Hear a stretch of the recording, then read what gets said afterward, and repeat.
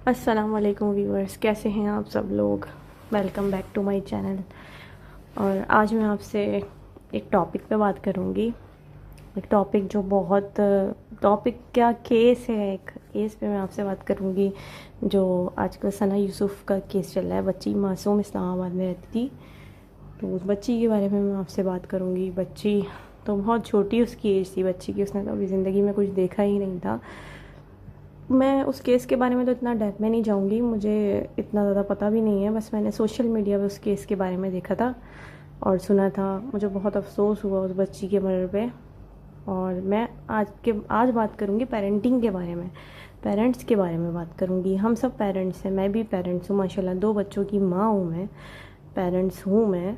तो मैं पेरेंट्स के बारे में बात करूंगी। पेरेंट्स को चाहिए बच्चों पर नज़र रखें, बच्चों की एक्टिविटी पे नज़र रखें कि बच्चे क्या कर रहे हैं। मोबाइल यूज़ कर रहे हैं, टैब यूज़ कर रहे हैं, आईपैड यूज़ कर रहे हैं, फ्रेंड्स के साथ बाहर जा रहे हैं, कहीं को क्या गैदरिंग है उनके, कैसे फ्रेंड्स हैं, मोबाइल में क्या ऐप यूज़ कर रहे हैं, किससे बात कर रहे हैं, किससे बात नहीं कर रहे हैं।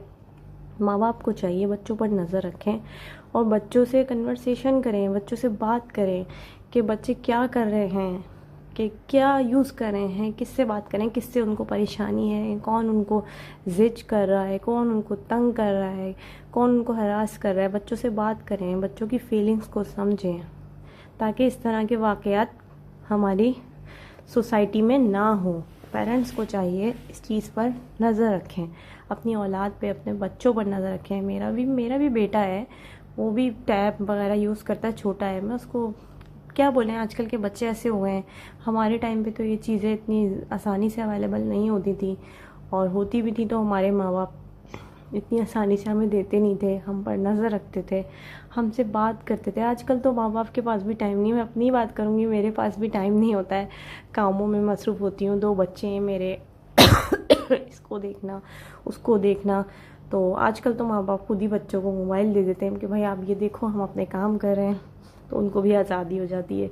लेकिन हम सब पेरेंट्स को चाहिए, मैं अपनी भी बात करूँगी, हम सब पेरेंट्स को चाहिए अपने बच्चों को टाइम दें ज़्यादा से ज़्यादा, अपने बच्चों को इतनी ज़्यादा आज़ादी दें, लेकिन इतनी ज़्यादा आज़ादी भी ना दें कि बच्चे जो हैं वो कौन सी ऐप यूज़ करें, क्या ऐप यूज़ करें, किससे बात करें, हमें पता ही ना चले और इस तरह के वाक़यात हो जाएँ, इस तरह के अफसोसनाक वाक़यात हो जाएँ।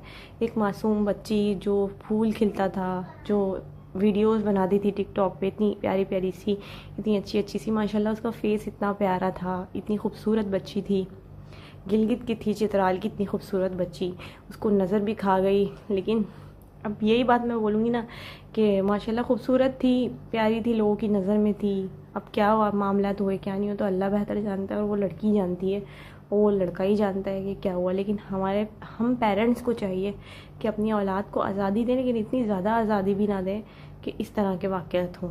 आप लोग खुद मुझे बताइएगा कि मैं गलत बोल रही हूँ। हम पेरेंट्स की गलती है, हमारी पेरेंटिंग में कोई गलती है, हमारी पेरेंटिंग में मिस्टेक है, जो हमारे बच्चे इस तरह की चीज़ों में इन्वॉल्व हो जाते हैं, इस तरह के लोगों में इन्वॉल्व हो जाते हैं, फिर इस तरह के वाक़यात होते हैं।